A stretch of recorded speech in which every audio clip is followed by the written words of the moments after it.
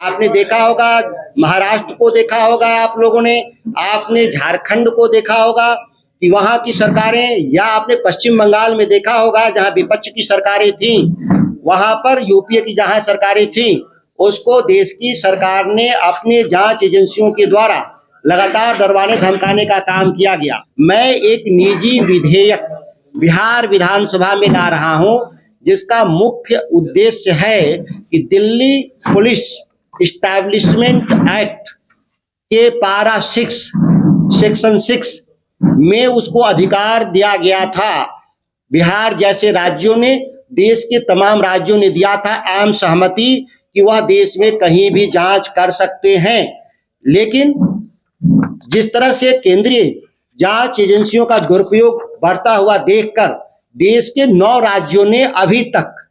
इस आम सहमति के धारा 6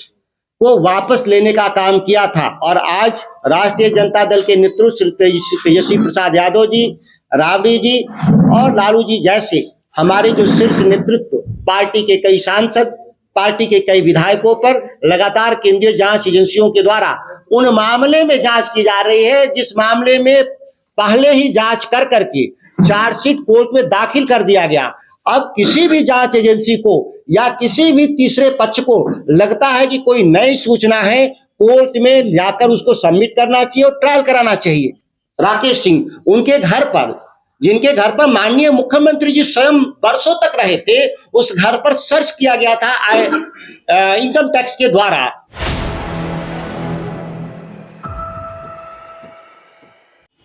नमस्कार, आप देख रहे हैं 4 PM बिहार और मैं हूं अभिषेक मिश्रा। जिस तरह से लालू परिवार के खिलाफ ईडी और सीबीआई का शिकंजा कसता जा रहा है या उनके खिलाफ ईडी और सीबीआई का एक्शन हो रहा है, उसको लेकर बिहार की राजनीति में लगातार बवाल है। और अब आरजेडी के विधायक और बिहार के पूर्व कृषि मंत्री सुधाकर सिंह ईडी सीबीआई को लेकर एक प्राइवेट बिल बिहार विधानसभा में लाने जा रहे हैं। सुधाकर सिंह ने बाकायदा प्रेस कॉन्फ्रेंस करके इसका ऐलान किया है। सुधाकर सिंह ने ये कहा है कि जो सत्ता में होता है वही भ्रष्टाचारी होता है। विपक्ष के नेताओं पर जिस तरह से कार्रवाई होती रही है, प्रधानमंत्री नरेंद्र मोदी भी जब गुजरात के मुख्यमंत्री थे वो आरोप लगाते थे, जब वो विपक्ष में थे, बीजेपी जब विपक्ष में थी तब आरोप लगाती थी। सुधाकर सिंह की पूरी प्रेस कॉन्फ्रेंस हम आपको दिखाते हैं, सुनिए उन्होंने क्या कहा है। और जिस तरह से सुधाकर सिंह ने ऐलान कर दिया है कि बिहार में बिहार विधानसभा में वो ईडी और सीबीआई को सहमति, जांच की सहमति दिए जाने को लेकर एक प्राइवेट बिल ला रहे हैं विधानसभा में, उससे ये लगता है कि ईडी और सीबीआई को लेकर बिहार की राजनीति में लंबे वक्त तक बवाल रहने वाला है। केंद्रीय जांच एजेंसियों के द्वारा लगातार बिहार में छापेमारी को बढ़ा दिया गया है। जांच की कार्रवाई असीमित तरीके से उसको आगे बढ़ाने का केंद्रीय सरकार के द्वारा आदेश दिया गया है। आश्चर्यजनक है कि जब तक बिहार में एनडीए की सरकार थी, यही केंद्रीय जांच एजेंसियां नहीं के बराबर कार्रवाई कर रही थी। इससे साबित होता है देश के तमाम जो विपक्षी दल हैं, जिनका आरोप है कि देश की सत्ता में बैठे हुए केंद्रीय सरकार के लोग अपने राजनीतिक प्रतिस्पर्धियों और विपक्षियों को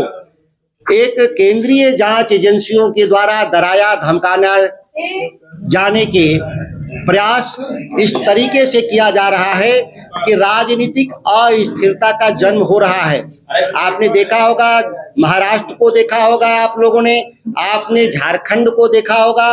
कि वहां की सरकारें, या आपने पश्चिम बंगाल में देखा होगा जहां विपक्ष की सरकारें थी, वहां पर यूपीए की जहां सरकारें थी, उसको देश की सरकार ने अपने जांच एजेंसियों के द्वारा लगातार डरवाने धमकाने का काम किया गया। और एक बात तय हुई थी, आपने देखा भी होगा कि जिस काम के लिए मैं आज प्रेस कॉन्फ्रेंस कर रहा हूं, मैं एक निजी विधेयक बिहार विधानसभा में ला रहा हूं, जिसका मुख्य उद्देश्य है कि दिल्ली पुलिस इस्टेब्लिशमेंट एक्ट के पारा 6 सेक्शन 6 में उसको अधिकार दिया गया था। बिहार जैसे राज्यों ने, देश के तमाम राज्यों ने दिया था आम सहमति कि वह देश में कहीं भी जांच कर सकते हैं। लेकिन जिस तरह से केंद्रीय जांच एजेंसियों का दुरुपयोग बढ़ता हुआ देखकर देश के 9 राज्यों ने अभी तक इस आम सहमति के धारा 6 को वापस लेने का काम किया था। आज भी 10वां राज्य पश्चिम बंगाल ने भी वापस लेने का काम किया, जो लागू नहीं हो पाया। 6 महीना पहले आप लोग को याद होगा, तेलंगाना के मुख्यमंत्री केसीआर आए थे और बिहार के मुख्यमंत्री जी के साथ साझा प्रेस विज्ञप्ति में कहा गया था वापस लिया जाएगा। लेकिन आप देखते होंगे ये 6 महीना बीत जाने के बाद भी बिहार में यह आम सहमति वापस नहीं लिया गया। और आज राष्ट्रीय जनता दल के नेतृत्व श्री तेजस्वी प्रसाद यादव जी, राबड़ी जी और लालू जी जैसे हमारे जो शीर्ष नेतृत्व, पार्टी के कई सांसद, पार्टी के कई विधायकों पर लगातार केंद्रीय जांच एजेंसियों के द्वारा उन मामले में जांच की जा रही है जिस मामले में पहले ही जांच कर करके चार्जशीट कोर्ट में दाखिल कर दिया गया। अब किसी भी जांच एजेंसी को या किसी भी तीसरे पक्ष को लगता है कि कोई नई सूचना है, कोर्ट में जाकर उसको सबमिट करना चाहिए और ट्रायल कराना चाहिए। लेकिन ट्रायल ना करा करके इस अनिश्चित काल तक जांच के नाम पर उलझाए रखना और विपक्ष की एकता और विपक्ष के राजनेताओं को धमकाना, यह एक नया सगल तो मैं नहीं कहता। इसीलिए कि जो अभी वर्तमान में जो केंद्र में सरकार में बैठे हैं, उन लोगों का खुद आरोप था, जब वो गुजरात के मुख्यमंत्री थे और विपक्ष में थे, तो उनका कहना था कि जो केंद्र की सरकार है, तत्कालीन केंद्र की सरकार, वह अपने विपक्षी नेताओं को केंद्रीय जांच एजेंसियों के द्वारा तंग एवं तबाह किया जा रहा है। कहने का मतलब कि यह सर्वानुमति है इस देश में, पक्ष हो या विपक्ष कि नहीं, यह केंद्रीय एजेंसियां दुरुपयोग की जा रही हैं। लेकिन दुर्भाग्य क्या है, जो भी हम सत्ता में आते हैं वो हम इस बात को भूल करके उन एजेंसियों का दुरुपयोग को बढ़ा देते हैं और जो विपक्ष में है वो उसको समाप्त करने की बात करते हैं। इसीलिए मैंने विधायिका के सदस्य होने के नाते मैं इस अधिकार का इस्तेमाल करते हुए मैं निजी विधेयक बिहार विधानसभा में आज पेश कर रहा हूं और माननीय विधानसभा के अध्यक्ष जी से मैं चाहता हूं कि इसी सत्र में बहस हो करके जो दिल्ली DSPE एक्ट को जो आम सहमति मिला है बिहार से, इसको निरस्त कर दिया जाए और केस टू केस मेरिट के आधार पे बिहार सरकार से अनुमति लेकर जांच की जरूरत महसूस करेगी राज्य सरकार, तो उसको जांच करवाया जाएगा। क्योंकि बिहार सरकार के पास खुद भी कई जांच एजेंसियां हैं, राज्य के भीतर समस्या होती है, इसकी जांच स्वयं कर लेती हैं। अगर राज्य से बाहर वह अपराध घटित हुआ हो तो वैसे में केंद्रीय जांच एजेंसियों का भी सहयोग लिया जाना चाहिए जरूरत के हिसाब से। ऐसा आपको नहीं लगता कि जिस तरीके से आपने कहा है कि आप जो विधेयक लाएंगे और कोई या ईडी कोई भी हो, जांच आप सरकार से आदेश नहीं करेंगे, तो क्या ऐसा लगता है कि वो सतर्क नहीं रह पाएंगे? यह तो पूरे देश में सभी को पता है कि जांच एजेंसियां सरकार की अनुमति से ही जांच करती हैं, वह स्वतंत्र नहीं है। जिसकी लड़ाई हुई थी देश भर में कि लोकपाल की स्थापना होनी चाहिए और लोकपाल स्वतंत्र रूप से एक निकाय होगा जो जांच एजेंसियों को नियंत्रित करेगा। लेकिन सभी लोग को मालूम है कि वह आज तक कानून पास नहीं हुआ, सरकार ही नियंत्रण में रखती है जांच एजेंसियों को। केंद्रीय जांच एजेंसियां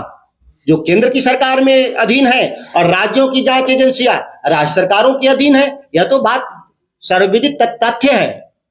क्या आप कह रहे हैं कि सीबीआई की जांच राज्य सरकार के अनुसार ही जांच करे, लेकिन बीजेपी कह रही है अगर राज्य सरकार के अनुसार सीबीआई अगर यहाँ जांच करती है तो भ्रष्टाचार को लोग बढ़ावा देना चाह रहे हैं। जेडीयू इस बात का समर्थन करेगी या नहीं? मैं जहां तक जानता हूं इस मामले में कि आपने कहा, इसीलिए मैंने अपने पिछले वक्तव्य में मैंने कहा कि 6 महीना पहले केसीआर आए थे, तेलंगाना के मुख्यमंत्री और बिहार के माननीय मुख्यमंत्री जी का दोनों का संयुक्त वक्तव्य है कि हमारी आम सहमति जो दिए हैं वो आम सहमति वापस लेना। तो मैं तो ये मानता हूं कि जेडीयू का समर्थन होना चाहिए। जब उनके मुख्यमंत्री का जब बयान है, तो जब उनके कार्यपालिका के हेड का बयान है, तो पार्टी का भी समर्थन इस पर जरूर मिलना चाहिए। इस पूरे मामले में क्या नीतीश कुमार की भूमिका को आप उस तरह से भी देखते हैं जिससे आपको आपत्ति हो, आपकी पार्टी को आपत्ति हो? जी नहीं, मैं ये मानता हूं कि जो जेडीयू के खिलाफ भी कभी कभी समय पर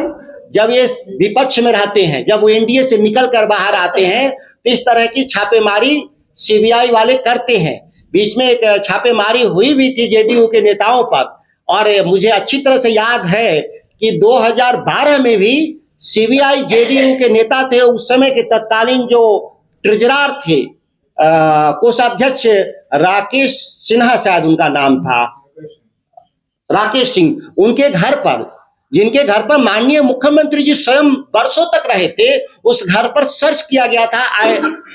इनकम टैक्स के द्वारा। मुझे अच्छी तरह से याद है जब वो भारतीय जनता पार्टी से उनका समझौता टूट रहा था और कई करोड़ कैश भी जब्त था, लेकिन आज तक ये नहीं पता चला कि सीबीआई ने उस पर क्या कार्रवाई की, और मीडिया के बंधु भी शायद भूल गए उस विषय को, इसीलिए कभी उसको फॉलो अप में नहीं गए कि इस तरह से सीबीआई लगातार, वो ऐसा नहीं कि केवल राष्ट्रीय जनता दल पे ही छापेमारी करते हैं, विपक्ष में जो रहेगा उस पर छापेमारी करते हैं। आप भ्रष्टाचारी को बचाने का काम कर रहे हैं। नीतीश कुमार जी पर आप भ्रष्टाचार का मतलब आरोप लगा रहे थे। लालू प्रसाद 950 करोड़ है ही। रेलवे में नौकरी के घोटाले को लेकर जो बातें हुई है उसी को लेकर सीबीआई और ईडी ये सब कर रही है छापेमारी, तो आप क्यों? मैं किसी के बचाव के लिए नहीं हूँ, मैं अभी भी बता रहा हूँ, मैं किसी के बचाव के लिए यहाँ प्रेस कॉन्फ्रेंस नहीं कर रहा हूँ, मैंने एक यूनिफॉर्म पॉलिसी की बात कर रहा हूँ। यूनिफॉर्म पॉलिसी ये है कि केवल भ्रष्टाचार केवल विपक्ष करता है, नहीं, भ्रष्टाचार हमेशा सत्ता पक्ष करता है, याद रखिए ठीक से आप। तो केंद्र में जो सत्ता में बैठे हैं वो भ्रष्टाचार कर रहे हैं, उस पर कोई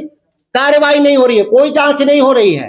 केवल उन पर कार्रवाई हो रही है जो दिल्ली के खिलाफ लोग हैं, जो उनके विपक्ष में लोग हैं, उन पर यह कार्रवाई हो रही है, एक पक्षीय कार्रवाई हो रही है, इसकी मैं बात कर रहा हूं। इसीलिए आम सहमति वापस होना चाहिए। एक सवाल है कि इंडियन एक्सप्रेस का एक रिपोर्ट आया है जी, उसमें कहा गया कि इलारा नामक की कंपनी को डीआरडीओ और इसरो ने एक तरह से रक्षा मामले में टेंडर दिया है। अब ये खबर आ रही है कि इरेला का कौन मालिक है ये कंफर्म नहीं है, और इलेरा जो है वो बिजनेस पार्टनर है अडानी के, और उसके अलावा जो ईडी के प्रमुख हैं उनको जो ड्यूटी बढ़ाया गया है उसको भी दिल्ली के कोर्ट में एक तरह से जो है चुनौती दी गई है। तो ये पूरे मसले को आप कैसे देखते हैं? हमने आपको इसी पिछले वक्तव्य में मैंने बोला कि जो सत्ता में बैठा होता है वही भ्रष्टाचार करता है,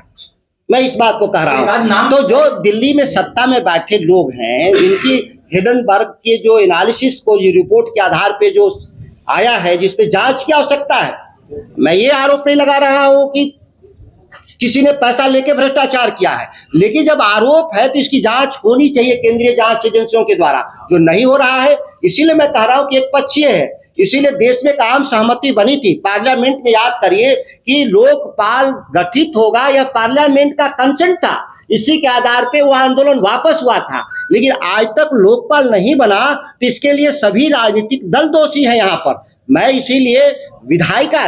याद करिए, मैं पार्टी के तौर पे नहीं, मैं एक विधायक के तौर पे निजी विधेयक पेश कर रहा हूं कि सभी दल इस पर अपने राय व्यक्त करें कि वो चाहते क्या हैं, लेकिन यहाँ पिक एंड चूज की पॉलिसी है, और पिक एंड चूज कैसे हम पकड़ रहे हैं? जो विपक्ष में है, जो सत्ता में है, जिसके पास ज्यादा संभावना है भ्रष्टाचार का, वो बच जा रहा है, और जो विपक्ष में है, जिसके पास संभावनाएं कम है, उसको सीबीआई ईडी पकड़ रही है। यही तो मैं कह रहा हूँ।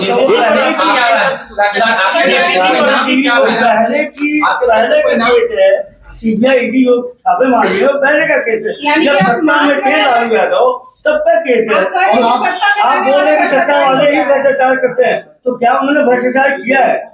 मैंने कहा कि इस मसले पर जिस मसले पर दोबारा नहीं, हमको लगता कि 5वीं या 6वीं बार यार ये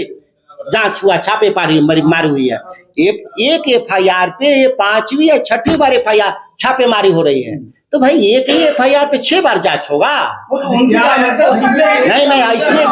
देखिए, इसके एक प्रोसेस सेट पैटर्न है। देखिए, मैं कानून की बात कर ले हम लोग ना, उनकी मर्जी से नहीं चलेगा ना, किसी के मर्जी, मेरे मर्जी से भी नहीं चलेगा, लेकिन सीबीआई और जांच एजेंसियों की भी मर्जी से नहीं चलेगा। कानून कहता है कि एक बार जब आप कोर्ट से बेल ले लेते हैं तो उसके बाद ट्रायल शुरू होता है, और कोई भी आपके पास नया साक्ष्य आप कोर्ट को दीजिएगा, आप वापस वहां पे नहीं चले आइएगा उसी अभियुक्त के पास, ऑलरेडी वो बेल पर है, आप कोर्ट न्याय करेगा, पनिश करेगा, उसको सभी को मान्य है। जेपीसी पर सुधाकर जी का क्या है, क्योंकि जेपीसी को जो पावर होता है वो प्रधानमंत्री से भी पूछताछ कर सकता है, तो क्या ये सरकार नहीं चाहती है कि जेपीसी, क्योंकि 6 बार बैठ चुकी है, 3 बार सरकार जा चुकी है, चाहे वीपी सिंह हो, चाहे अटल बिहारी जी हो, या उसके अलावा मैंने कहा कि जो सत्ता में आ जाते हैं, जो विपक्ष में थे, वो चाहते हैं कि जेपीसी बने, जो सत्ता में आ जाए, वही दल अगर सत्ता में आ जाता है तो कहता है जेपीसी नहीं बनेगा। यह तो मैं आरोप सभी राजनीतिक दलों पे मैं लगाया हूं, इसीलिए विधायिका के भीतर बहस होना चाहिए, रिकॉर्डेड बहस होना चाहिए कि किसका क्या ओपिनियन है। कल जाके मुकर न जा। मान लीजिए मैं आज विपक्ष में हूं और मैं कह रहा हूं कि ईडी और सीबीआई के अधिकार जब्त हो जाएं और कल के दिन जनता हम ही को सरकार बनाने का अवसर दे दे और कल हम उसी का दुरुपयोग करते। तो लेकिन जब रिकॉर्डेड विधानसभा में आप बोलते हैं, पार्लियामेंट में बोलते हैं और रिकॉर्डेड माना जाता है, इसीलिए मैं चाहता हूं बहस करके सभी राजनीतिक दल अपने बात को रख दें कि क्या चाहते हैं लोग। सर्वानुमति बनाएं, क्योंकि यह सर्वानुमति के ही जरिए मिला था अधिकार, आम सहमति, और आज सर्वानुमति टूट चुका है। यह एक तरह से केंद्रीय सरकारों के हथियार के रूप में जांच एजेंसियों का दुरुपयोग हो रहा है। यह देश के आम जनमानस तक बात जा चुकी है, इसीलिए मैं इस विधेयक को ला रहा हूं।